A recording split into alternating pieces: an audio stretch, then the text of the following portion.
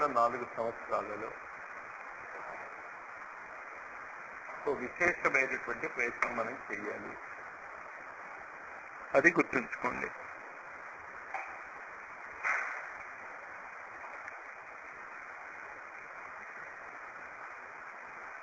Two 2007, 2008, 2009, 2010 4 సంవత్సరాలు.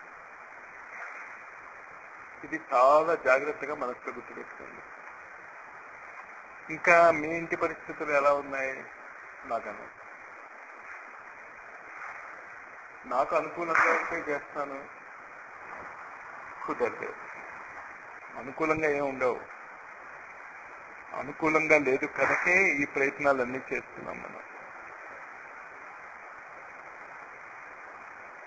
ఇది 3 రకాలైనటువంటి ప్రయత్నాలు మీరు ఈ 4 సంవత్సరాలలో పూర్తి చేసేయాలి. చేసిన తర్వాత 2011 సెప్టెంబర్ 11 న్యూస్ పేపర్లో చాలా ప్రసిద్ధి చెందింది. తెలుసా మీకు ఏం జరిగింది ఆ రోజు?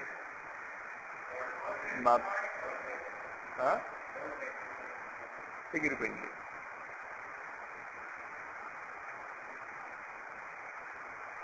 అదే సెప్టెంబర్ 11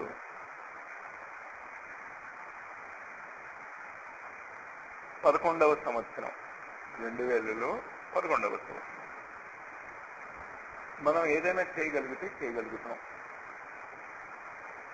మనం చేయలేకపోతే మన ద్వారా ఆ పని జరగదు. పని జరుగుతుంది, మన ద్వారా జరగదు. క్లియర్? చాలా స్పష్టంగా అర్థం చేసుకోండి.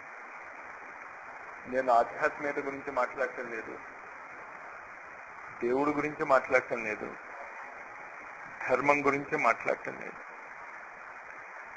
మానవ జాతి యొక్క ఉన్నతి గురించి మాట్లాడుతుంది. అది మీకు మళ్ళీ మళ్ళీ నేను ఈనాడు చెప్పేటటువంటి విషయాలు మీరు విని వెళ్ళిపోతే కుదరదు. నేను మళ్ళీ 12వ తారీఖు పూర్ణిమ రాత్రి మిమ్మల్ని కలుస్తాను. ఈ లోపల ఇవాళ నేను చెప్పింది మీ బుర్రకి ఎంత ఎక్కింది అన్నది మీరు మదించుకోవాలి. మీకు అవగాహన కావటంలో ఆధ్యాత్మికత అంటే ఏమిటో.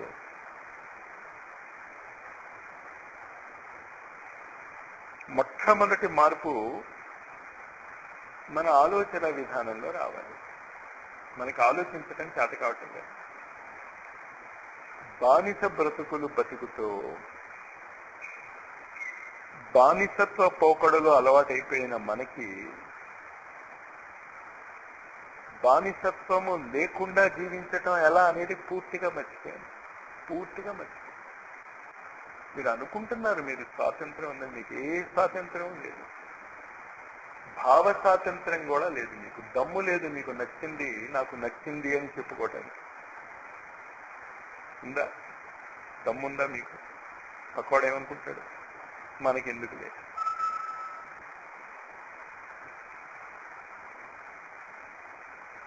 పాయింట్ అర్థం చేసుకోండి. నేను మీ నుంచి కోరుకునేది ఏంటంటే భావ దాసత్వము పోవాలి, గురు దాసత్వము రావాలి. మైక్ వద్దమ్మా, మైక్ నాకు పెర్మిటెడ్.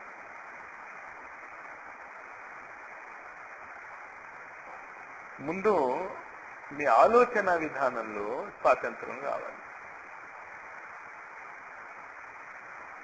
1857లో మొట్టమొదట స్వాతంత్ర శంఖారావం చేశాక 150 సంవత్సరాలు అయినా ఈనాడు కూడా నా పిల్లవాడిని ఇంగ్లీష్ మీడియంలోనే చదివించుకుంటాను అనేటటువంటి భావదాసత్వం మనకందరికీ ఉన్నది. 150 సంవత్సరాలు అయిపోయింది. ఇంకా ఇంగ్లీష్ పట్టుకుని వెళ్ళాలి. ఎప్పుడైతే నువ్వు ఇంగ్లీష్ పట్టుకుని వెళ్ళాడతావో నీ పిల్లవాడికి విషయము అర్థము కాదు. తెలుగులో చెప్తేనే అర్థం కాకపోతే ఇంగ్లీష్లో చెప్తే ఏమర్థం అవుతుందయా? ఏమర్థం అవుతుంది? కానీ అది మీ బుర్రలకి ఎక్కటం లే. మదర్ టంగ్, మాతృభాష. జననీ జన్మభూమి ఇస్తే ఐ డోంట్ నో, మీకు అసలు మాతృభాషకే విలువ ఇవ్వటం రాదు. కాస్త చదువుకున్న వాళ్ళు ఇద్దరు మాట్లాడితే ఇంగ్లీష్ మాట లేకుండా మాట్లాడుకోలేరు. అంతకంటే భాషా దారిద్ర్యము ఇంకోటి ఉండదు. భగవంతుణ్ణి తర్వాత పొందుదాం. మీకు అంత దమ్ముందా? భగవంతుణ్ణి చూసి అంత దమ్ము ఉన్నదా? అసలు భగవంతుడి మీద మీకు ప్రేమ ఉండి ఏడ్చిందా ఏంటి? ఉందా? ఎందుకు వస్తున్నారు తిరుపతికి? భగవంతుడి మీద ప్రేమ కాదు. మీరు ఏదో కోరుకున్నారు, ఇవ్వకపోతే తంతాడు కనుక. కొంతమంది గురువులు ఉంటారు నాలాంటి వాడు, ఏమి తన్నడు, వేషాలు వేసేస్తారు. 2 రకాల వేషాలు వేస్తారు. మళ్ళీ అక్కడ ఒకటి ఏంటంటే అసలు పట్టించుకోరు, రెండేవారు మమ్మల్ని ఏం చేయమంటారు మాస్టారు అని గంటలు లెక్చర్లు కొడుతూ ఏం చేయమంటున్నాను అని నేను చెప్పాక మళ్ళీ అడుగుతారు. ఏంటి పాయింట్ అర్థమైందా? చాలా క్లియర్గా చెప్తున్నాను నేను. అది మీకు ఉన్న సర్వస్వము నేను చెప్పే కార్యక్రమాలకు ఇచ్చేయగలిగితే ఇచ్చేయండి. తర్వాత మీరు ఎలా జీవిస్తారు నన్ను అడగండి.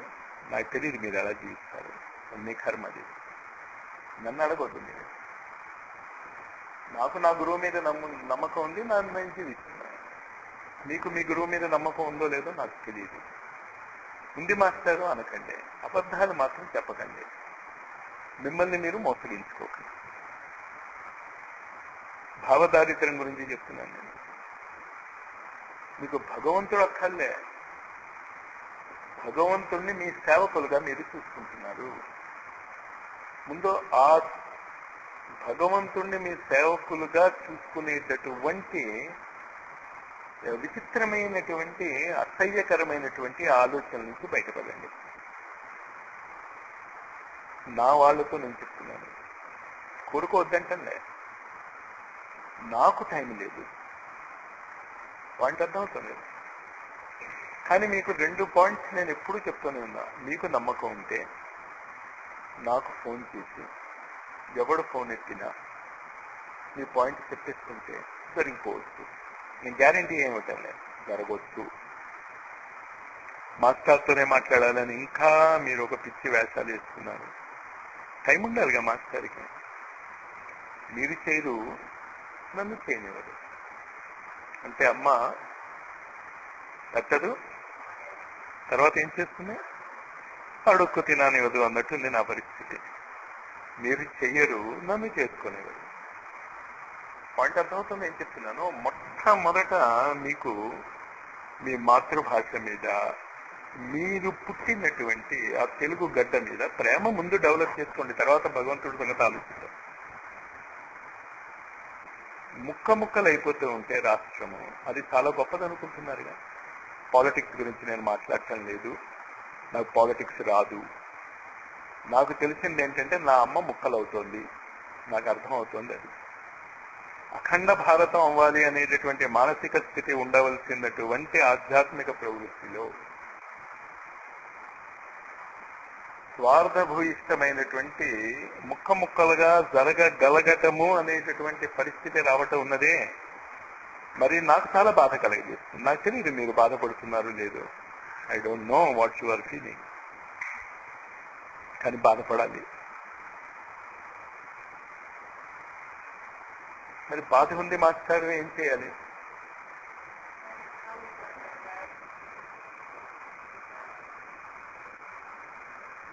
మొట్టమొదట ముందు దేశాన్ని ప్రేమించటం నేర్చుకోవాలి, మన భాషను ప్రేమించటం నేర్చుకోవాలి.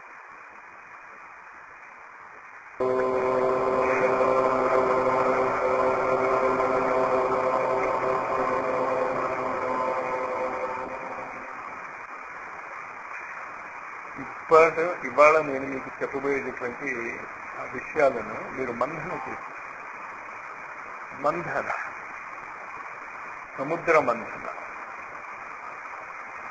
జరగాలి. ముద్ర అంటే స్టీల్, ముద్ర వేస్తూ ఉంటాం కదా. ముద్ర అంటే ఏం వేస్తాం? స్టీల్ వేస్తాం. స్టీల్ వేయగానే ఏమైపోతుంది? ఆ కాగితం ముక్కకి విలువ వస్తుంది, అంతే కదా. హెడ్ మాస్టర్ సంతకం పెట్టినా, ప్రిన్సిపల్ సంతకం పెట్టినా, గవర్నర్ సంతకం పెట్టినా కింద స్టీల్ ఉండాలి. సంస్కృతంలో స అనే మాట కూడా అని అర్థం ఇస్తుంది. సముద్ర అంటే తీలుతో కూడిన అని అర్థం. అంటే అథారిటీ.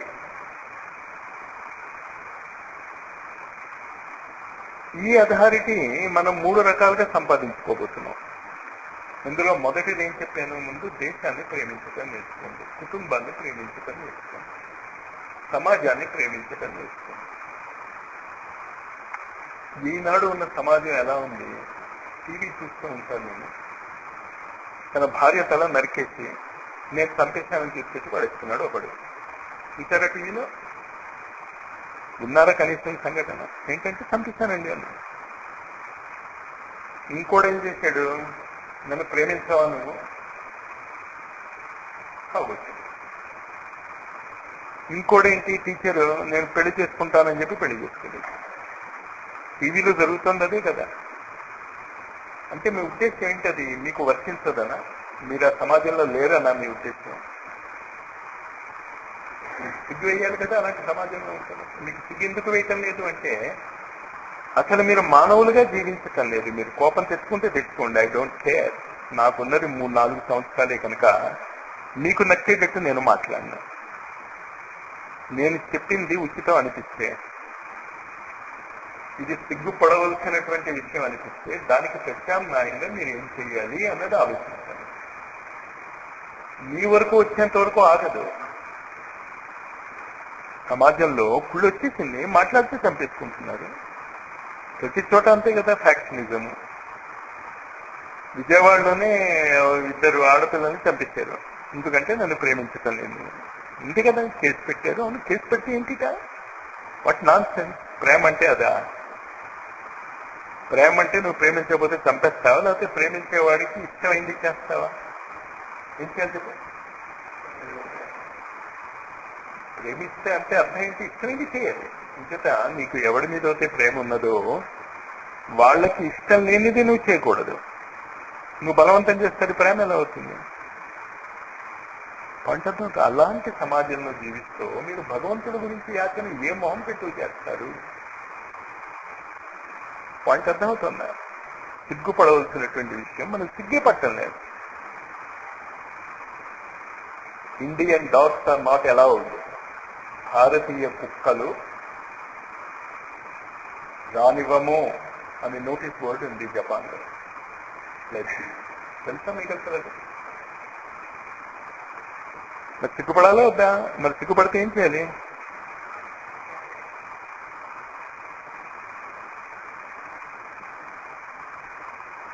ఒక చిన్న ముస్లిం వ్యక్తికి ఏదో చేశారని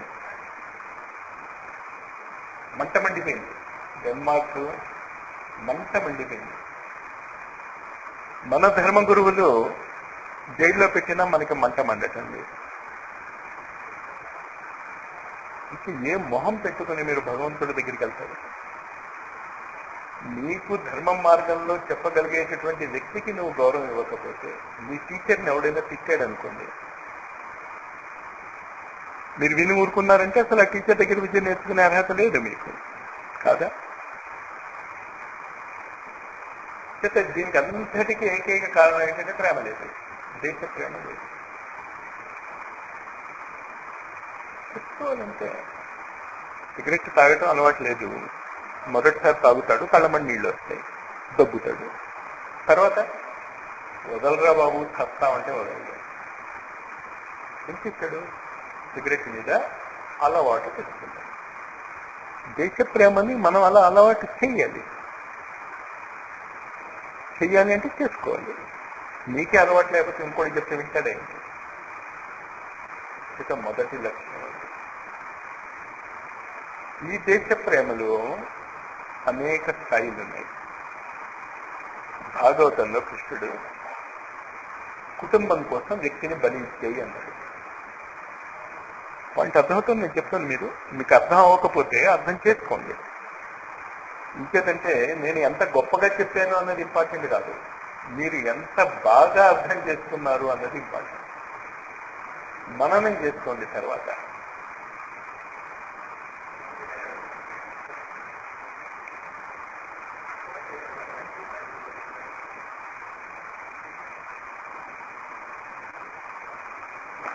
దేశ ప్రేమ గురించి కృష్ణుడు చెప్తూ కుటుంబం కోసం వ్యక్తిని బలి ఇచ్చే వ్యక్తి. నువ్వు ఉంటున్న పేట కోసం నీ కుటుంబాన్ని బలి ఇచ్చే. ఇది చేసి చూపించారు భాగవతంలో, మహాభారతంలో. స్వామిజీ ఏకఛత్రపురంలో కుంతీదేవి ఆమె పిల్లలు అడుక్కు తింటున్నారు. మామూలు వ్యక్తుల వాళ్ళు, మామూలు వ్యక్తులు. ఇంత ఏకఛత్రపురంలో అడుక్కుంటున్నప్పుడు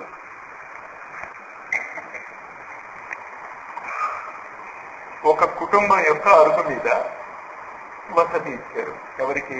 కుంతీదేవికి, వాళ్ళ పిల్లలకి.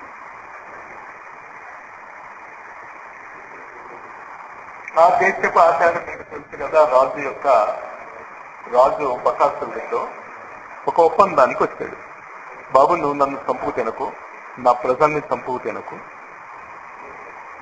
నువ్వేం చేయాలి? నేనేం తిండి పంపిస్తాను నువ్వు ఉన్న చోటుకి. ఒక వ్యక్తిని అప్పడంలాగా నంచుకోవటానికి పంపిస్తాం. మనం వడియాలు వేసుకున్నట్టే బకాసురుడికి భోజనంతో పాటు ఒక వ్యక్తి కావాలి. అంతేత రాజు దర్బార్లో వాళ్ళు ఏం నిర్ణయం తీసుకున్నారంటే, ఒక్కొక్క రోజు ఒక్కొక్క కుటుంబంలోని సభ్యుడు ఆహారం తీసుకెళ్తాడు. ఆహారానికి బలైపోతాడు. ఎవరికి బలైపోతాడు? బకాసురుడికి బలైపోతాడు. చాలా జాగ్రత్తగా అర్థం చేసుకోండి. ఆ కథలో మన కోసం చెప్పారు వాళ్ళు. మనం అలా జీవించాలని చెప్పారు. నువ్వు అలా జీవించలేకపోతే నువ్వు భారతీయుడివి కాదు, నువ్వు విదేశీయుడివి కాదు, నువ్వు అవడివో ఆలోచించుకో.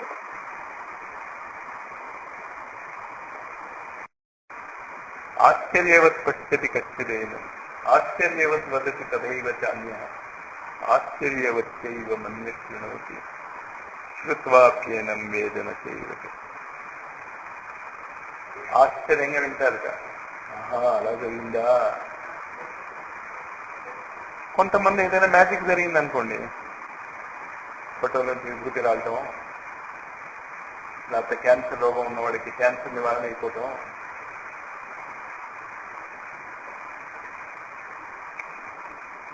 మన భారతదేశంలో గురువుల అనుగ్రహంతో ఇంకా బతకడు అనుకున్నటువంటి వాళ్ళు బతికినటువంటి సంఘటనలు ఇప్పటికి ఒకసారి జరిగిందా, 2 సార్లు జరిగిందా? జరిగింది కదా. చాలా సార్లు జరిగిన గురువుల దగ్గరికి వెళ్ళటం మానేసి రేషనలిస్ట్ వెంట ఎందుకు పడుతున్నారు? అర్థమవుతుంది కదా. రేషనలిస్ట్ అంటే అర్థం ఏంటి? హేతుబద్ధంగా ఆలోచిస్తున్నారు. అవునా కాదా?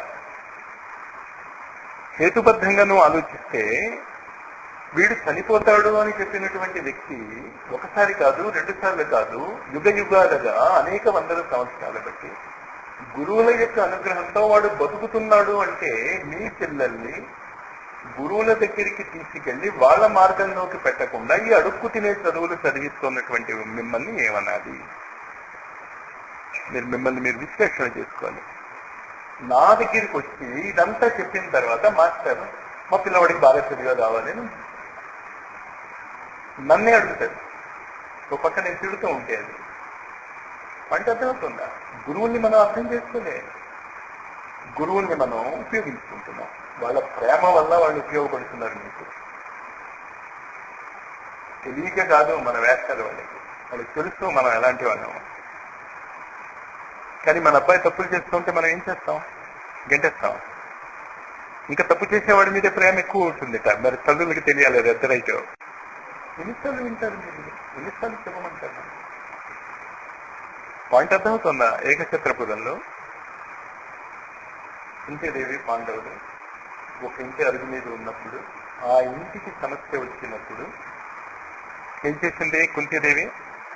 తన ఒక్క కొడుకుని బలిచ్చేసింది. వాడు గెలిచాడు, అది వేరే విషయం. వాడు గెలుస్తాడని మాత్రం కుంతీదేవి అనుకోలేదు. బాధ్యత అంటే ఏంటి? అక్కడ ఒక కుటుంబం కోసం ఒక వ్యక్తిని బలిచ్చేయచ్చు, సమాజం కోసం ఒక కుటుంబాన్ని బలిచ్చేయచ్చు. మనం మాకు సుఖంగా ఉంటే తప్ప మేమేం చేయం. మా వాడికి ఏమవ్వాలి? మీరేం చేయలేరు గురువులకి. మీరు అనవసరంగా మిమ్మల్ని మీరు మోసగించుకోకండి. మరి మోసగించుకోకపోతే ఏం చేయాలి? కనీసం సాధనని చేసుకోండి. మంచి మార్గంలో వ్యక్తిగతంగా జీవించడానికి చేసేయండి. యమ నియమ ఆసన ప్రాణాయామం వరకు అందరూ చేసుకోవచ్చు. మీలో ఎంతమంది రెగ్యులర్ గా చేస్తున్నారు?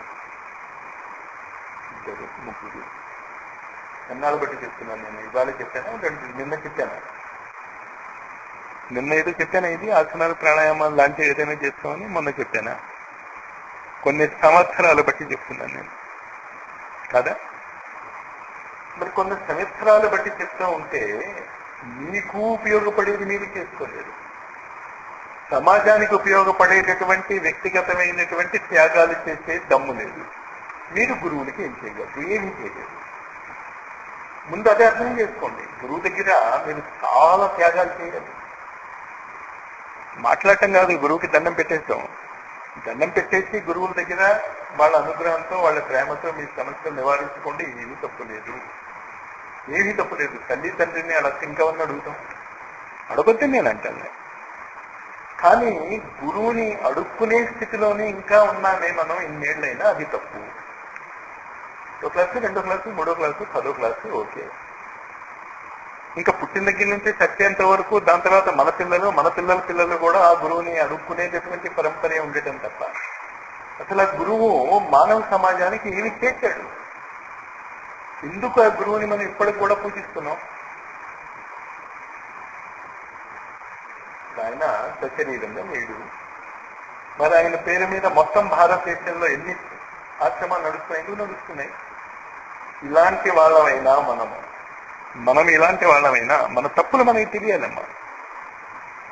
మళ్ళీ మనము స్పష్టంగా విశ్లేషణ చేసుకోలేకపోతే ముందుకు ఎదగలేము.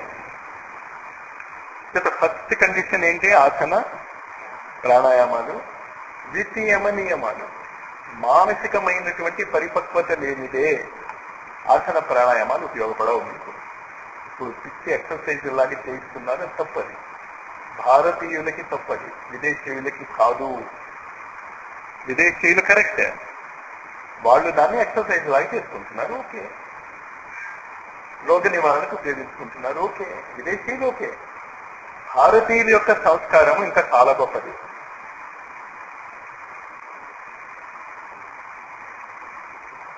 అటు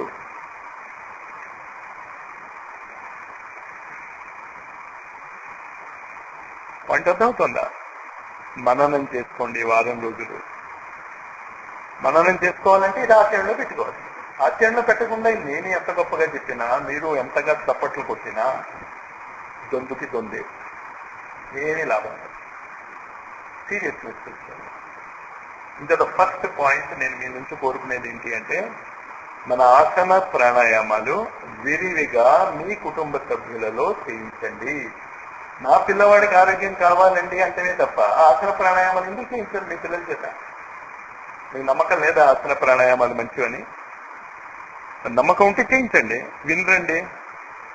స్కూల్కి వెళ్ళాలంటే ఏం చేస్తున్నారు? వినరండి అని మార్పించేస్తున్నారా, పంపిస్తున్నారా? ఏం చేస్తున్నారు పిల్లల్ని? మరి ఇక్కడ ఎందుకు చేయించటండి? మీరు ఇక్కడ అలవాటు చేసుకోండి. ఇవాళ ఈ సాయంత్రం నుంచే నేను వెళ్ళిపోయాక ఆసన ప్రాణాయామాలు ఎవరు చెప్తారు?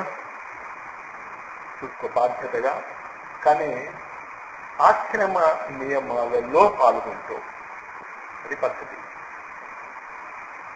మన ఇష్టం వచ్చినట్టు చేసుకోవటం కాదు. ఓ చోట ఉన్నాం మనం, ఓ అద్భుతమైనటువంటి తీర్థస్థలంలో మనం మాట్లాడుకోవటానికి, ఈ విషయాలు చెప్పుకోవటానికి అవకాశం ఇచ్చాక వాళ్ళకే మనోవేదన కలగజేస్తే మనమంతా డాట్ ఎవరు ఉండరు. చూడండి, అడగండి. తెలియకపోతే అడిగితే చెప్తారు. మనం ఆధ్యాత్మిక విషయంలో అడిగితే వద్దంటారా ఇంకెవరైనా? అయితే కారణం చెప్తారు ఎందుకు వద్దంటున్నారు. ఆ కారణాన్ని బట్టి చేసుకోండి ఆసనాలు ప్రాణాయామాలు. కానీ ఆసన ప్రాణాయామాలతో పాటు ఖచ్చితంగా జరగవలసింది ఏమిటి? యమ నియమముల సాధన. యమ నియమముల సాధన అది ఆ మానసిక శౌర్యము. మీరు ఆసనాలు వేస్తున్నప్పుడు ఎవడో ఒకడు దాని గురించి చెప్తూ ఉండండి. యమ నియమాలు ఎన్ని ఉన్నా రెండు ముఖ్యమైనటువంటి ఉన్నాయి. ఒకటి బ్రహ్మచర్యము, రెండవది ఈశ్వర ప్రణిధానము. ఈశ్వర ప్రణిధానము అంటే ఏంటి? ఏమి జరిగినా కూడా భగవంతుడి యొక్క ఇచ్ఛానుసారము జరుగుతున్నది అనేటటువంటి మానసిక స్థితి. ఏం జరిగిన యాక్ట్ కూడా అదే. శకుని చేసే వ్యధవేశాలకి కారణం కూడా కృష్ణుడే. అవునా కదా? చేత అర్జునుడి కంటే శకునే కృష్ణుడికి ఎక్కువ ఉపయోగపడ్డాడేమో, దుర్యోధనుడే ఎక్కువ ఉపయోగపడ్డాడేమో. అర్థమవుతుందా?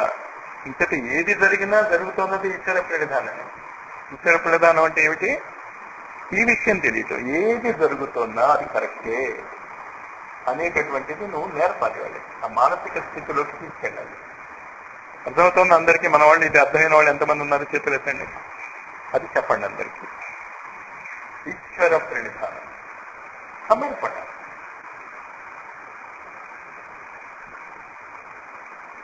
సమర్పణ ఈశ్వరునికి మనం సమర్పణ చేయలేం, గురువుకి సమర్పణ చేసుకోవటం దీనిక. ఈశ్వరుడు మనకు కనిపించాడు, గురువు కనిపిస్తాడు.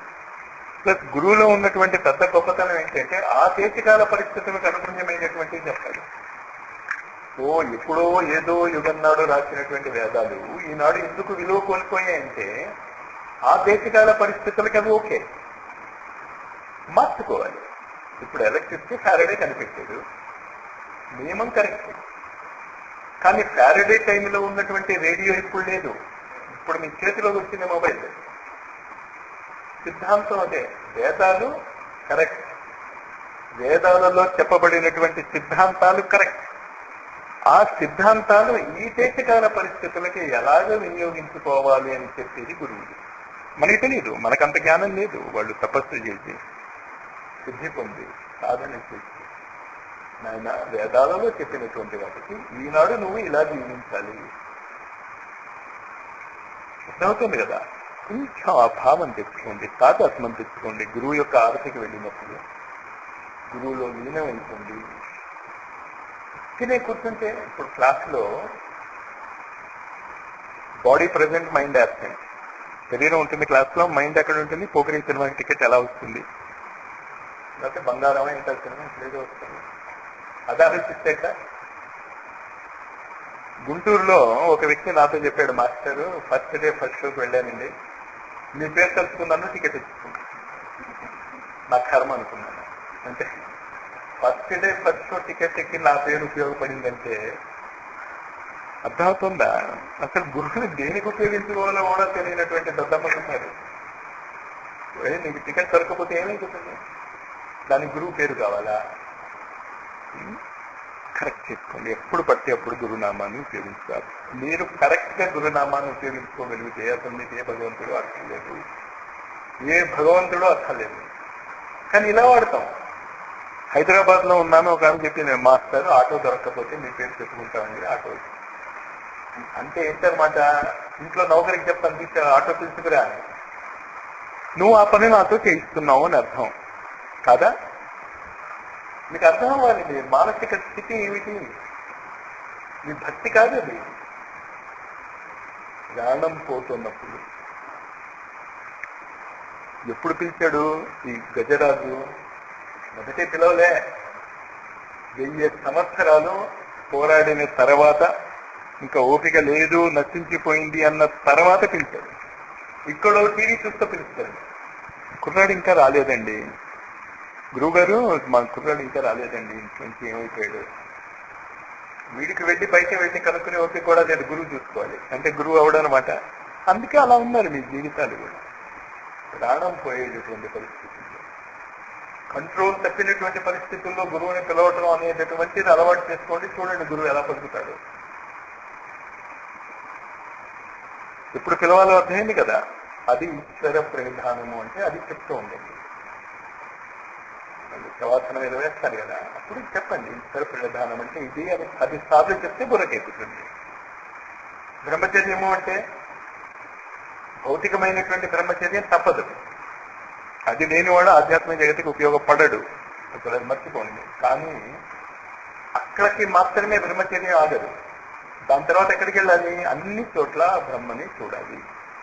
వాసుదేవ సర్వమితి సమహాత్మా సుఖంలో, ప్రతి అణువులో, ప్రతి కణంలో, ప్రతి జీవిలో ఆ భగవంతుని చూడటం బ్రహ్మచర్యం.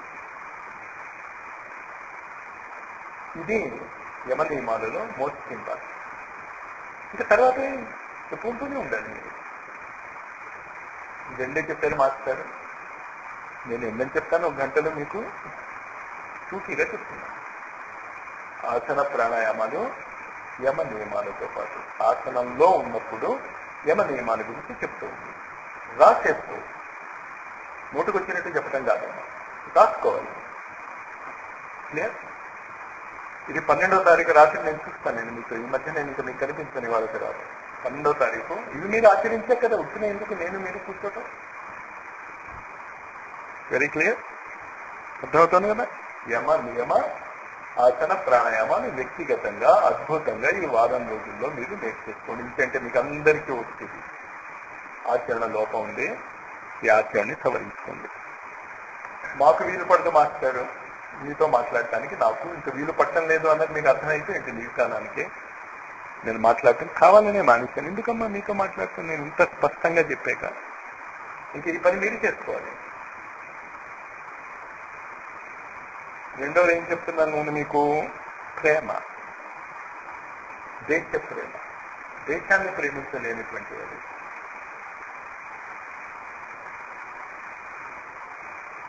భగవంతుడు ఏం ప్రేమిస్తాడు? భాష మీద అభిమానం. దీని తర్వాత మీరు చేయవలసినటువంటి చాలా ముఖ్యమైనటువంటి కార్యక్రమాలు ఉన్నాయి. దానికోసమే అసలు ఏమి చెప్పాను. మొట్టమొదటిది ఏంటి అంటే, దీనికి అథారిటీ అది నేను తర్వాత ఎప్పుడైనా మీకు ఆవేదన ఉండి నేర్చుకోవాలని తపన ఉంటే చెప్తాను. 186,000 సంవత్సరాల తర్వాత మొట్టమొదటిసారి హిమాలయాలలో ఉండేటటువంటి ఋషులు వారి ఆశ్రమాలు భారతదేశంలో విభిన్న క్షేత్రాలకి రావాలని కోరుకుంటున్నాయి, సంకల్పించుకున్నాయి. ఇప్పుడు అర్థమైందా? విశ్వామిత్రుడు తన శిష్యులతో పాటు తన ఆశ్రమాన్ని భారతదేశంలో ఎక్కడో ఒక చోట దించుతాడు.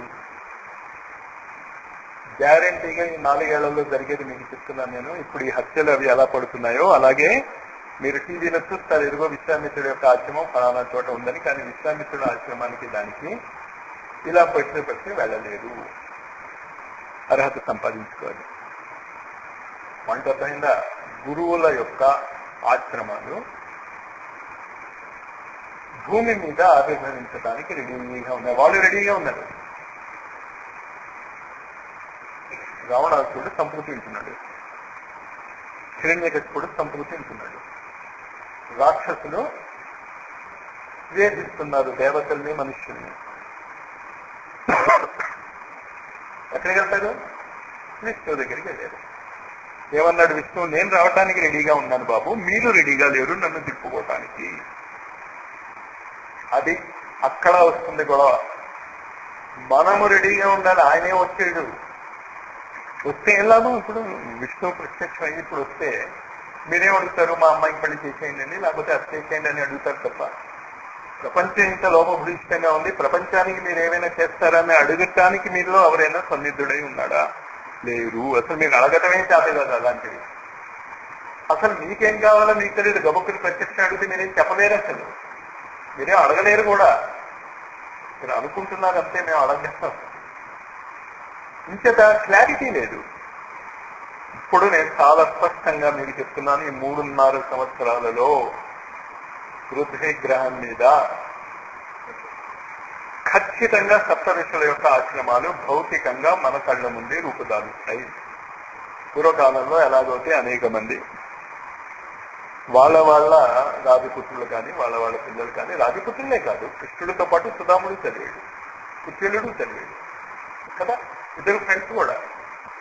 చేత పూర్వకాలంలో ఉన్న ఋషుల యొక్క ఆశ్రమాలు డబ్బున్న వాళ్ళకే, రాజులకే కాదు, అందరికీ. అలాంటి రోజు మళ్ళీ వస్తుంది. ఇప్పుడు వస్తుంది. మీరు కోరుకుంటూ వస్తుంది. మీరు కోరుకోకపోతే ఏం లాభం? నేను కాలేజీలో లెక్చరర్గా చేరిన కొత్తలో ఎవడు సంస్కృతం చదివేవాడు కాదు. సంస్కృతం లెక్చర్ లేడు. ఇప్పుడు కాలేజీలో తెలుగు లెక్చరర్స్ లేడు, సంస్కృతం లెక్చరర్స్ వచ్చాడు. ఎందుకు? కారణం ఏదైనా సంస్కృతం కావాలి అని మీరు కోరుకుంటున్నారు. కోరుకోకపోతే ఇంకా సంస్కృతం లెక్కలేదు. అలాగే ఋషులు తమ ఆశ్రమాన్ని తీసుకుని పృథ్వీ గ్రహం మీదకి వచ్చేస్తాము అంటున్నారు, రైట్. వాళ్ళ వైపు నుంచి గ్రీన్ సిగ్నల్. మీరు ఆ ఆశ్రమంలో చేరటానికి దమ్ము ఉన్నదా, ధైర్యం ఉన్నదా మీకు? కానీ మీ ప్రవర్తన మాత్రము ఖచ్చితంగా మీకు గురువుల అవసరం లేదు అని తెలుపుతోంది అని నేను నిస్మోమాటంగా చెప్తున్నాను. మీరు బాధపడితే బాధపడండి, నాకేంటి. ఉన్నది ఉన్నట్టు చెప్పలేని గురువు అసలు అనవసరం మీకు. స్పష్టంగా మీ లోపాలు చెప్పగలగాలి. మీకు గురువుల కల్లే, గురువుల యొక్క ప్రణాళిక కల్లే. మీకేం కావాలంటే మీ పనులు జరగడం కావాలి. మీ పనులు జరగటానికి గురువులు వాళ్ళ హిమాలయాల్లో ఉన్న ఆశ్రమాలు వదులుకుని ఇక్కడికి రావక్కలే, అక్కడే వాళ్ళు ఇలా చెయ్యనిస్తే మీ ప్రారంభానుసారము జరిగిపోతూ ఉంటుంది. ఇప్పుడు ప్రస్తుతం అదే జరుగుతుంది. క్లియర్?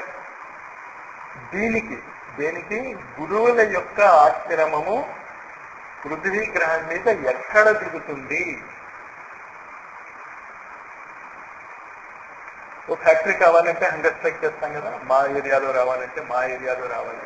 మరి గురువులు రావాలంటే మీకు ఎవరైనా స్ట్రైక్ చేసే దమ్ముందా, కోరికుందా? అసలు మా ఊళ్ళో 2 గురువు గారు, అమ్మో మేము గురువుని ఎక్కడ భరిస్తామండి.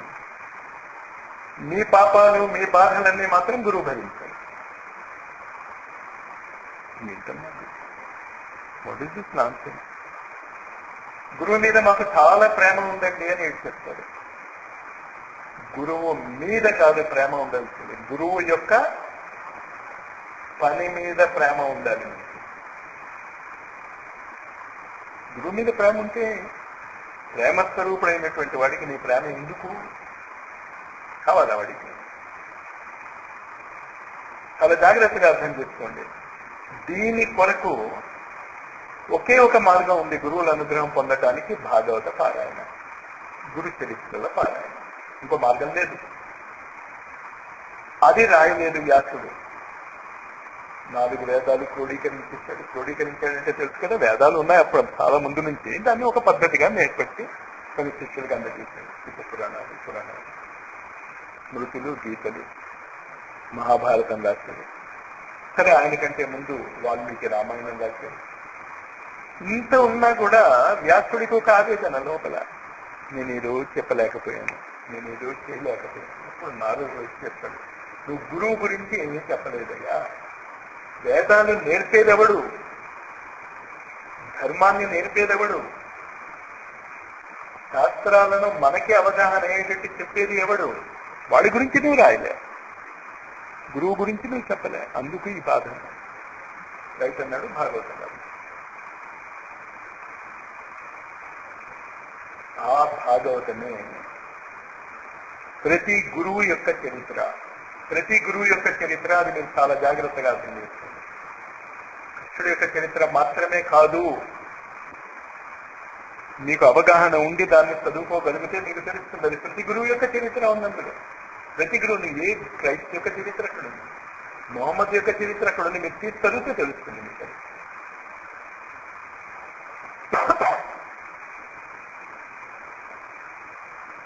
అందులో దశమ స్కందము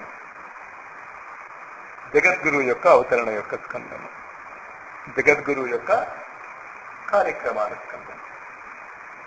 చాలా రోజులు బట్టి అనేక రకాలుగా నేను ప్రయత్నం చేసాక నాకు అర్థమైంది ఏంటి అంటే, యజ్ఞ విధానము భారతీయులకి చాలా ఉపయోగపడుతుంది. సహయజ్ఞ ప్రజా సృష్ట్వా పురోవాచ ప్రజాపతి అనేన ప్రసవిశ్వం ఏషవో స్మిత్ కామధు. ఎందుకంటే పిండుకోవటం, పితుక్కోవటం, ఇష్టం వచ్చిన కోరికలు పితుక్కోవాలి. ఒక కోరిక 2 కోరిక పితుక్కోవటం అంటే అర్థమైంది కదా. ఒక కోరిక 2 కోరికలా? నీ ఇష్టం ఎన్ని కోరికలు కావాలంటే కోరుకో, టెక్నిక్ మాత్రం ఒకటే, యజ్ఞము. ఆ యజ్ఞ విధానాన్ని దశమ స్కందంతో కలిగి, దశమ స్కందంలోని ప్రతి శ్లోకానికి ఆహుతి వేయండి. దిగుతాడు గురువు ఖచ్చితంగా. ఎక్కడ దిగుతాడు? ఎక్కడ ఆహుతులు పడితే అక్కడ దిగుతాడు, అంతే కదా.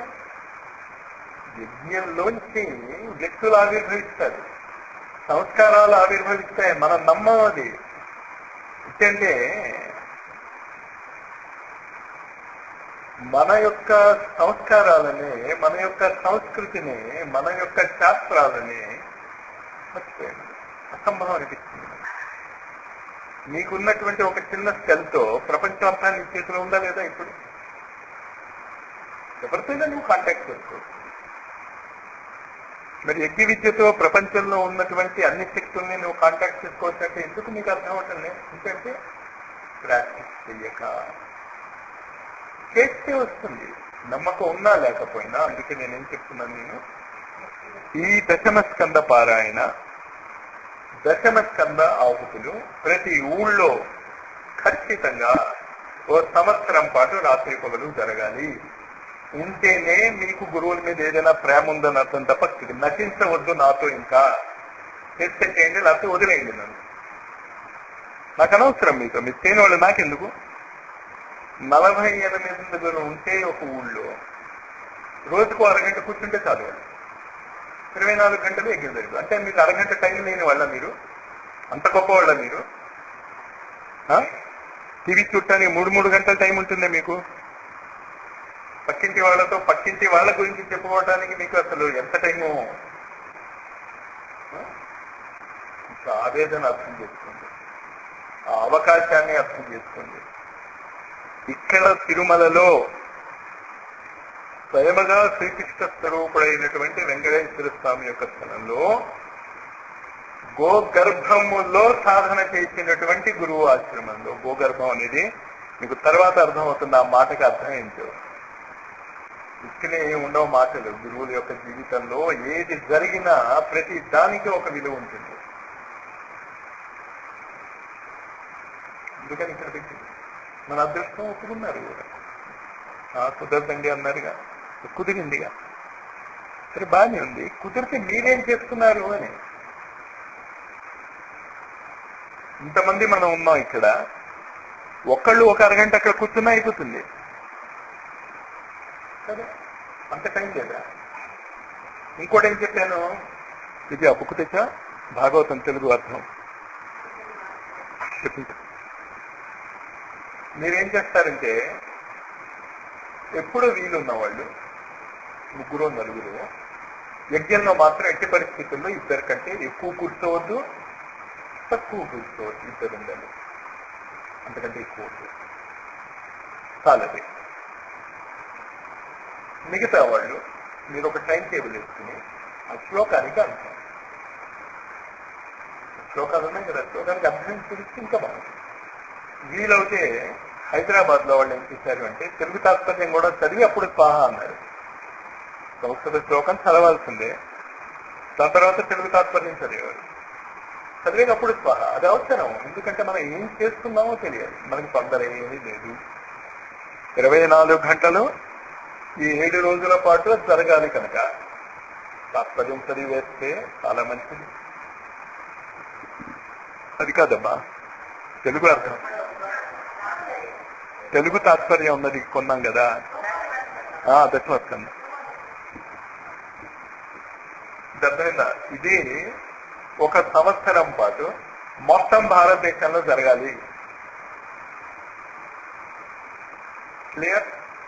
మన ఆశ్రమాలు, మన వాళ్ళు, గురువుల ఆశ్రమాలు దీని గురించి సానుభూతి ఉన్నటువంటి ఆశ్రమాలలో, అవగాహన ఉన్నటువంటి ఆశ్రమాలలో ఇది ఖచ్చితంగా జరగాలి. దింపాలి ఆ జగద్గురువుని. యదా యదా హి ధర్మస్య గ్లానిర్భవతి భారత అభ్యుత్థానం అధర్మస్య తదాత్మానం సృజామ్యహం. ఎప్పుడు మనం ఇచ్చేస్తే, మీకు చెప్పాను కదా, హిరణ్యకశిపుడు రావణాసుడు కొంప ముంచేస్తూ ఉంటే నేను రావడానికి రెడీగా ఉన్నా బాబు, మీరు దింపండి నన్ను. ఎలా దింపగలం? ఆర్తి ఎక్కువతే దిగుతుంది. ఆవగొట్టి చెవులు మూసి ఏడిపించేస్తే మీ కళ్ళమట నీళ్లు తెప్పించి రక్త కన్నీరు కారుస్తున్నప్పుడు మీరు పిలిచారు. అలా ఏడిపిస్తే తప్ప మీరు వినరుగా. అలా ఏడిపిస్తేనే వినాలా? బుర్ర లేదా మీకు? ఏడిపించక ముందు పిలవకూడదా గురువుని? ఏడుస్తేనే పిలవాలా? చదవండి, పిలిస్తే వస్తాడు, ఖచ్చితంగా వస్తాడు. ఆ పిలుపుకి యజ్ఞాన్ని కలిపాము. యజ్ఞ విధానం యొక్క గొప్పతనం భారతీయ సంస్కృతిలో ఉన్నటువంటి వాళ్ళకి తెలుసు. ఉపయోగించుకోండి. మీ వాళ్ళకి చెప్పండి, మీ ఊళ్ళల్లో చేయించండి. మీ నెత్తి మీద శని తాండవించాక మొత్తము ప్రపంచమే సర్వనాశనం అయిపోతుంది అన్నప్పుడు పిలిచే పిలుపు కంటే ఇప్పుడు పిలిచే పిలుపుకి ఎక్కువ విలువ ఉంటుంది. ఇంకేంటే ఆతో జిజ్ఞాసురర్థార్థి జ్ఞానం ప్రదర్శన జ్ఞానంతో ఇలా చేస్తే ఇది మంచిది అని తెలుసుకున్నటువంటి వాళ్ళు పిలిస్తే భగవంతుడికి ఎక్కువ ఇష్టం. జ్ఞాని అంటే ఎక్కువ ఇష్టం. అంటే ఏంటి జ్ఞాని అంటే సైన్స్ తెలుస్తుంది. అంతేనా? జత రెండో కార్యక్రమం ఏంటి? దశమ స్కందము అఖండ సాప్తాహిక యజ్ఞ కార్యక్రమాలు 52 వారాల పాటు జరగాలి. ప్రతి ఊళ్ళో జరగాలి. మంచిది అని తెలిసాక మీకు 48 మంది దొరకలేదని మానేసలే, మీరు ఇద్దరే ఉంటే చేయండి, పడిపోయేంత వరకు చేయండి. ఏమైంది? ఓ వరల్డ్ రికార్డ్ అవుతుంది. 7 రోజుల పాటు వీళ్ళు నిద్రపోకుండా యజ్ఞం చేశారు అని. కావాలంటే మీరు టీవీ 9 వాళ్ళని వాళ్ళని పిలిపించుకుని అక్కడ కూడా చేయించండి. నాకే అధ్యక్షుడు వంట అర్థమైందా? సహకరించే వాళ్ళు ఉండరు. ఉంటే ఇలా ఎందుకు ఏడుస్తుంది దేశం? ఉండరు. అర్థమైనటువంటి వాడు సహకరించారు. క్లియర్? దశమస్కందంలో తెలుగు అర్థాలతో పాటు తెలుగు లిపిలో ఉన్నది. దశమస్కందము కాస్త చూసుకోండి, చదువుకోండి, మననం చేసుకోండి. 2 కార్యక్రమాలు చెప్పాను. ఈ 2 కార్యక్రమాలు నేను జరుగుతూ ఉంటేనే తర్వాత నా క్లాస్ మొత్తం ఎన్నిసార్లు చెప్పమంటారు నన్ను? ఆసన ప్రాణాయామాలతో పాటు బ్రహ్మచర్యము, ఈశ్వర ప్రధానం యొక్క విలువ చెప్పండి. దాంతోపాటు మిగతా వంటి కూడా అపరిగ్రహము, అయాచకము, అపరిగ్రహము, అహింస అన్నీ చెప్పండి.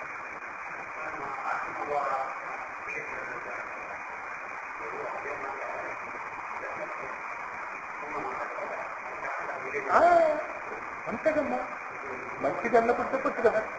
మనం ఒక సినిమా చూస్తే చెప్తాం కదా మంచిది. అలాంటిది ఇంత గొప్ప విషయం మనం చెప్పకపోతే మంది తప్పు.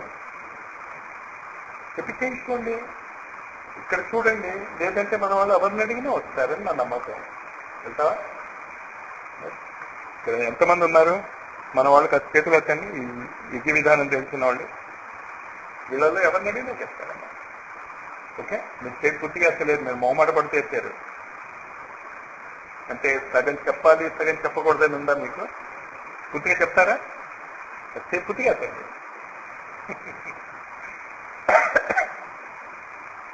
2 కార్యక్రమాలు వెరీ క్లియర్. ఒకటి వ్యక్తిగతంగా ఆసన ప్రాణాయామాలు ఏమన్నా.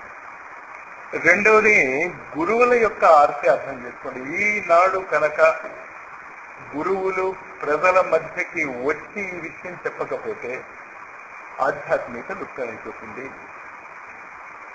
లుప్తమైపోతే గురువుకి భగవంతుడికి ఏమీ లాస్ లేదు, నష్టపోయేది మనం.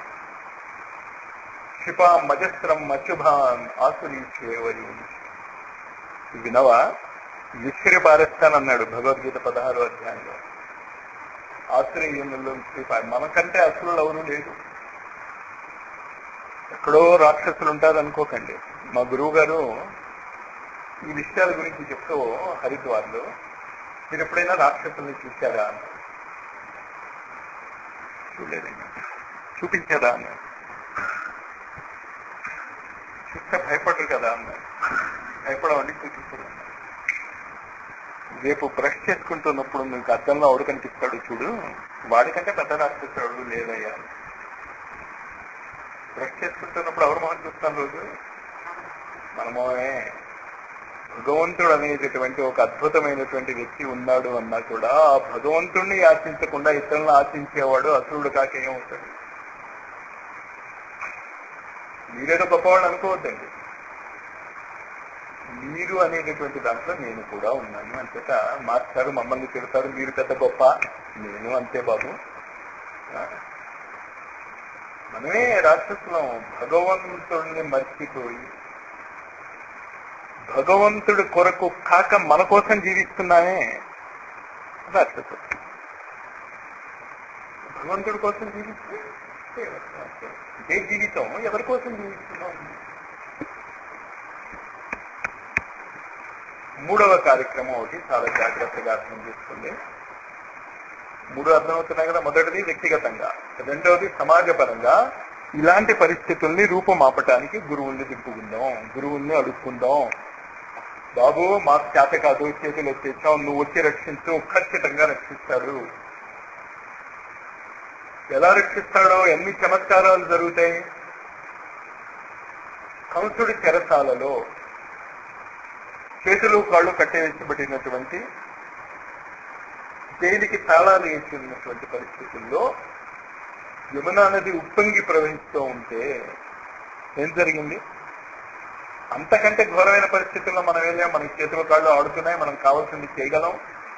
మనకి ఎవడు కాపలాలు కాయటం, నేను మంచి పని చేయటానికి అడ్డు తగులుతాం అని మన మనస్సులే మనకి కాపలా కాసుకునే దానికి అవడేంటి. చమత్కారాలు జరుగుతాయి, ఖచ్చితంగా జరుగుతాయి చమత్కారాలు. కానీ చమత్కారాలు ఎందుకు జరుగుతాయి? నీ యొక్క ఆచరణ, నీ యొక్క ప్రేమ. మూడవ కార్యక్రమం కొంచెం విచిత్రమైనటువంటి కార్యక్రమం. విచిత్రం అని ఎందుకంటామంటే, మీరు దాన్ని సవ్యంగా అవగాహన చేసుకోకపోతే మరి కొంచెం చికాకులు వస్తాయి. కానీ మరి తప్పదు కదా. ప్రకృతిలో 3 శక్తులు ఉంటాయి ఇప్పుడు కూడా. దాన్ని సత్వరజస్తమ గుణాలని వేదాంతులు అంటూ ఉంటారు. దేవతల మీద, తాంత్రికుల మీద, ఆ వ్యవస్థ పరంగా చెప్పుకునేవాళ్ళు హ్రీం శ్రీం క్లీం మహాకాళి, మహాసరస్వతి, మహాలక్ష్మి అని పేరుతో పిలుస్తుంది. ఈనాడు 2 విషయాలు మానవుడికి అందుబాటులో ఉన్నాయి. ఒకటేంటి అంటే క్లీం శక్తి, మహాకాళి శక్తి, పదార్థ శక్తి, సైన్స్. పదార్థ శక్తి ఎంత అందుబాటులో ఉందో చూస్తున్నాం కదా. ఏదైనా చేసేయగలం మనం, సైన్స్ తో ఏదైనా చేసేయగలం. దీన్ని క్లీం శక్తి అంటాం తాంత్రిక భాషలో. మామూలుగా మన యోగ శాస్త్రంలో తామసీ శక్తి అంటాం. ఎందుకంటే పదార్థము సమస్య. రెండవది బుద్ధి. బుద్ధి ఎంత వికసించిందో మనిషిది. ఎన్ని కబుర్లు చెప్తాడో ఎవరినైనా కదిలించి చూడండి మీరు. వేదాంతులు కూడా చెప్పలేని వేదాంతం చెప్పగలం మనం. మన వరకు వస్తేనే ప్రమాదం. కానీ దీన్ని ఏమంటాం మనం? జ్ఞానశక్తి, క్రీం శక్తి అని సంకల్పం. ఈ రెండింటికి మధ్య సమన్వయం సాధించేటటువంటి ఇంకొక శక్తి ఉంది, శ్రీం శక్తి అని. మహాలక్ష్మి అంట. ఏటి రెండింటికి మధ్య సమన్వయం వస్తుంది? బుద్ధికి, ఆచరణకి. డయాబెటీస్ ఉంది, నాయన తీపి తినొద్దు అని డాక్టర్ బుద్ధి ఇస్తాడు. వాడికి తెలుసు, అంటే బుద్ధి ఉన్నట్టేగా. కానీ ఏమంటాడు? ఈ ఒక్కసారికి తినేస్తానంటే. ఈ ఒక్కసారికి ప్రతిరోజు ఒక్కసారి అవుతుంది. అంటే ఏంటి? వాడి శరీరము తమో గుణం, వాడు అందుబాటులో లేదు, కంట్రోల్లో లేదు. బుద్ధి ఉంది, శరీరం ఉంది. ఏం కావాలి మనకి? వీటి రెండింటికి మధ్య సమన్వయం. క్రీం అంటాం దాన్ని, మహాలక్ష్మి. ఈనాడు ఆ సమన్వయం చాలా అవసరం. ఇదివరకు అక్కర్లే ఆ సమన్వయం. కానీ ఇప్పుడు ఆ సమన్వయం లేకపోతే కొంపలంటుకు పోతున్నాయి. కమ్యూనికేషన్స్ అద్భుతంగా ఉన్నాయి. ఇప్పుడు మనం ఇది మాట్లాడుకుంటున్నది ప్రపంచం మొత్తం వినేటట్టు చేయగలం మనం. ప్రపంచం మొత్తం, తిరుమల మొత్తం కాదు. అవునా కాదా? ఆ శక్తి ఉంది. ఆచరణ మనమే చేయాలి. ఏంటి తేడా? శ్రీ. అందుకే భగవంతుడు ఎప్పుడు అవతారం చేసినా ముందు శ్రీం శక్తి ముందు దిగుతుంది. కృష్ణుడు శ్రీంనే మాయాశక్తి అని కూడా అంటారు. పేర్ల యొక్క గందరగోళంలో పడకండి. అందుకే నేను చెప్పాను, పేర్లు మిమ్మల్ని కన్ఫ్యూజ్ చేసిన. మీరు అవగాహన చేసుకోవాల్సింది ఏంటి అంటే, భగవంతుడి యొక్క మాయాశక్తి ప్రపంచంలో లేకపోతే ఏ చమత్కారాలు జరగవు. అందుకే కృష్ణావతారం కంటే ముందు యోగమాయ అంతరిక్షంలో నిలుస్తుంది. మీ కంప్యూటర్ పనిచేయాలంటే ముందు సాఫ్ట్వేర్ లోపల ఉండాలి. దానికి మన ఆంధ్రప్రదేశ్ నిర్మించటానికి బీజాలు వేసినటువంటి విద్యారణ్య స్వాములు వారు ఒక మహాలక్ష్మి సాధన అందించారు. ఆ సాధన చేసుకోండి. 3 చేస్తారో ఏదో ఒకటే చేస్తారో మీ ఇష్టం, కానీ చేయండి. యమ నియమాలతో కూడిన ఆసన ప్రాణాయామాలు అందరూ చేసుకోవాలి. ఈ సమన్వయాత్మకమైనటువంటి మహాలక్ష్మి సాధన వీలున్న వాళ్ళు వీలున్నట్టు చేసుకోండి. ఇంకా సాధన అనేసరి కదా నియమాలు ఉంటాయి, ఆ నియమాలు పాటించగలిగే వాళ్ళు చేసుకోండి. యజ్ఞము దశమ స్కంద భాగవత యజ్ఞానికి ఏ నియమాలు లేవు. ఒకే ఒక నియమం ఏముంది అంటే భారతీయ డ్రెస్లో కూర్చోండి. భారతీయ డ్రెస్ అంటే ప్యాంటు అది వేసుకుని దయచేసి కూర్చోకండి. కనీసం ఆ మాత్రం సంస్కృతికి గౌరవం ఇద్దాం మనం యజ్ఞం. అందుకని రెండోది ఏంటి, ఎవరు యజ్ఞంలో కూర్చోదలుచుకున్నా షట్కర్మలన్నీ ఉంటాయి యజ్ఞానికి. అపవిత్ర పవిత్రవా దగ్గర నుంచి ఒక 6 కర్మలు ఉంటాయి. అది చేసుకున్నాక యజ్ఞం. ఆ 6 కర్మలు చేసుకోవటానికి మీకు 2-3 నిమిషాల కంటే ఎక్కువ. భోజనం చేశాక చేసుకోవచ్చా? భోజనం చేశాక సినిమా చూడొచ్చా? భోజనం చేశాక సినిమా చూడొచ్చా చూడకూడదా? మరి యజ్ఞానికి ఎందుకు మీకు అనుమానం వస్తుంది? అర్థమవుతుందా? మనకి ఎలా ఎగ్గొట్టాలి, ఎగ్గొట్టడానికి కారణం కూడా చెప్పాలి అంటే ఎగ్గొట్టేసేయండి, మానేయండి. నాకే అర్థం. ఈ కారణం చెప్పి మానకండి. ఇప్పుడు భోజనం చేసామండి, యజ్ఞంలో ఎలా కూర్చుంటామండి? ఒక వ్యక్తి నాతో ఆసనాలు ఇవి చేయటం చాలా మంచిదే అండి, భోజనం చేశాక మరి ఆసనాలు వేయకూడదు కదండి అన్నాడు. మీ పరిస్థితి ఇవయ్యా అన్న. ఇప్పుడు మేము పెళ్లి భోజనం చేస్తున్నాం, భోజనం అయిపోయింది, పరిస్థితి ఇవయ్యా అన్న. కావాలని నేను పర్సు పట్టుకోలేదు, పర్సు కింద పడింది. ఏం చేశాడు? వంగొచ్చా మరి భోజనం చేశాక? మరి అప్పుడే అవుదా? పర్సు తీసుకుంటే వంగొచ్చా? అర్థమవుతుందా? చెయ్యకూడదు అనుకుని మీరు ఏదో కారణం ఎందుకయ్యా చెప్తారు? మంచి పని చేయడానికి కారణం కావాలా? గదవ పని చేయడానికి అయితే కారణం కావాలి, మంచి పని చేయడానికి కారణం ఎందుకు? అందుకే గురువు యొక్క, భగవంతుడి యొక్క కృపను అహైతుకి కృప అంటాం. అహైతుక అంటే కారణం లేదు, కారణం ఉండదు కూడా. తల్లి ప్రేమకి తండ్రి ప్రేమకి కారణం ఉంటుందా? నువ్వు ఈ పని చేసేస్తేనే నీకు ప్రేమిస్తాను, నువ్వు ఈ పని చేయకపోతే నేను ప్రేమించను అంటావా? మన ప్రేమ అహేతుకియే. అర్థమవుతుందా? ఈ యాంగిల్లో ఈ 3 కార్యక్రమాలు మీరు చేసుకోండి. మహాలక్ష్మి సాధన మీద ఎక్కువ కాన్సన్ట్రేట్ చేయండి. ఉన్నాడు మహాలక్ష్మి సాధన అవసరం లేకపోయింది, కానీ ఇప్పుడు వనరులు ఎక్కువైపోయాయి, బుద్ధి వనరులతో పాటు పెరగలేదు, బుద్ధి భ్రష్టత్వం చెందింది. వనరులు ఎక్కువైపోతున్నాయి, కుటుంబాలు చిన్నభిన్నం అయిపోయి ఆఖరికి భార్యాభర్తలు కూడా ఎప్పుడో ఒకసారి కలుసుకుంటారంటే. బాంబేలో అక్కడ అయితే తల్లిదండ్రులను ఏమంటారు అంటే సండే మమ్మీ డాడీ అంటారు. ఎందుకంటే తల్లిదండ్రులు వాళ్ళు ఆదివారాలు చూస్తారు, మిగతా రోజుల్లో పిల్లవాడు లేవకముందే వాడు బయలుదేరి ఆఫీస్కి వెళ్ళిపోతాడు, పడుకున్నాక వస్తాడు. ట్రాన్స్పోర్ట్ ఫెసిలిటీ పెరిగిపోయింది, అంతా పెరిగిపోయింది, తల్లిదండ్రుల ప్రేమ పోయింది. ఈ 3 చాలా జాగ్రత్తగా ఆలోచించుకోండి. ఈ మహాలక్ష్మి సాధన ఈనాడు చాలా అవసరమైనది. ఈ మహాలక్ష్మి సాధనతో పాటు ఓ విచిత్రమైనటువంటి దేవతా శక్తిని మనం మర్చిపోతున్నాం. వినాయకుడిని మర్చిపోతున్నాం, పూర్తిగా మర్చిపోయాం. అసలు పేరుకి ఎప్పుడో పూజ చేస్తాం తప్ప అసలు వినాయకుడు అనేటటువంటి దేవుడు ఒకడు ఉన్నాడు. అసలు అన్నిటికీ ముందు ఆ దేవుణ్ణి పూజ చేస్తే తప్ప లాభం లేదు. ఆఖరికి శివుడికి పార్వతికి కూడా వాడే ముందు ఆరాధ్య దైవం అన్న సంగతి మర్చిపోయాం. ఎందుకు అలా జరిగింది, దాని వెనకాతలు ఏమున్నది అన్నది మొన్న అమావాస్య నాడు నుంచి కొంతమందిని నేను లక్ష్మీ గణపతి మంత్రం సాధన చేయమని చెప్పాను. ఆ సాధకులకు విశేషమైనటువంటి సాధన రేపు 12వ తారీఖు రాత్రి నేను మీకు వివరిస్తా. ఎందుకు అది చేయమంటున్నాను నేను, ఎందుకు అది అవసరం. మీలో ఇంట్రెస్ట్ ఉన్నవాళ్ళు ఇప్పటి నుంచి అయినా మొదలెట్టుకుని అది చేసుకోండి. కానీ సంఖ్య పెంచుకోవాల్సి వస్తుంది న్యాచురల్గా. కొంచెం అది ఆలోచించుకుని చేసుకోండి. ఆ రోజు ఇచ్చేటటువంటి దీక్షా కార్యక్రమంలో అందరూ ఆహ్వానితులే, కానీ అమావాస్య నుంచి ఈ పూర్ణిమ వరకు సాధన చేస్తున్నటువంటి వాళ్లకు నేను ఇచ్చేటటువంటి దీక్ష యొక్క ప్రాముఖ్యత ఏమిటి అంటే మీరు కూడా ఆ దీక్ష ఇతరులకి ఇవ్వగలుగుతారు. గురు పరంపర అనేది మళ్ళీ తిరిగి ఏర్పరచాలని మనం మర్చిపోయాం. గురు పరంపర పోయింది.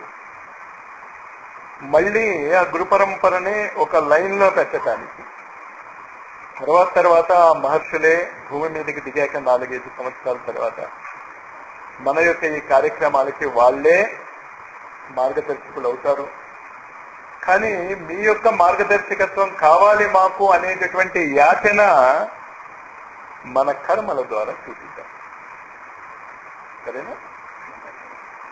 స్వస్తి ప్రజాభ్య పరిపాలయంతాం న్యాయేన మార్గేణ మహీం మహీషాః గోబ్రాహ్మణేభ్యో శుభమస్తు నిత్యం లోకాః సమస్తాః సుఖినో భవంతు. కాలే వర్షతు పర్జన్యః పృథివీ సస్యశాలినీ దేశోऽయం శోకరహితో బ్రాహ్మణాః సంతు నిర్భయాః.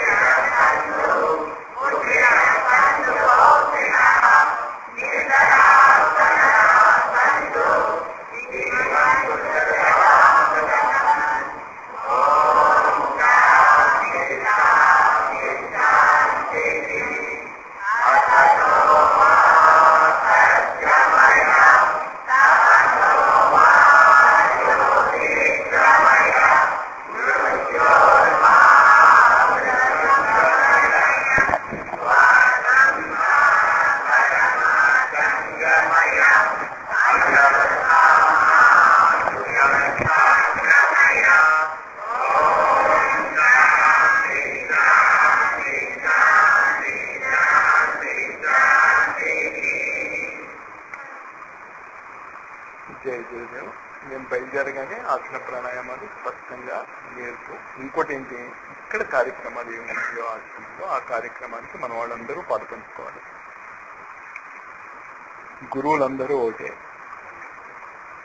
ఇక్కడ కార్యక్రమాల్లో పాలు పంచుకోలేనటువంటి మీరు గురువుకి పనికి రారు. ఇక్కడ కార్యక్రమాల తర్వాత మీ కార్యక్రమాలు చేసుకోండి. ఆ టైం టేబుల్ స్పష్టంగా ఫాలో అవ్వండి. మీ టైం టేబుల్ కాదు, వీళ్ళ టైం టేబుల్. సరేనా?